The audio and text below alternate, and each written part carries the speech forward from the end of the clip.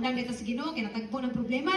Di ba padayon ta nga Lord, mapasinati na kung kaglaing ang sa kinabuhi nga pasination mi nimo nga mapamatud-an nimo ang imong gahom sa among mga kinabuhi na to ba mo kada problema oportunidad na nato nga makita ang iyang gahom. Mura na ko nagkumbalatian kano sa mapamatudan sa Ginoo nga milagroso siya kanang wa kay balatian. Kabantay mo na nay mapanahon kasi natitana aron mapamatudan sa Dios ang iyang gahom diha kanimo kani bayana kuha ni nagtalidugo og 12 ka tuig. Tuo ko di ni siya moduol ni Jesus. Sa ako ra na ha. Dili po ni siya kasinati nga naayo siya. Iwa man siya nagrantos. Pabitaw na nga ay kung pangandoy mingon na mangalagad ko sa Ginoo pero way problema.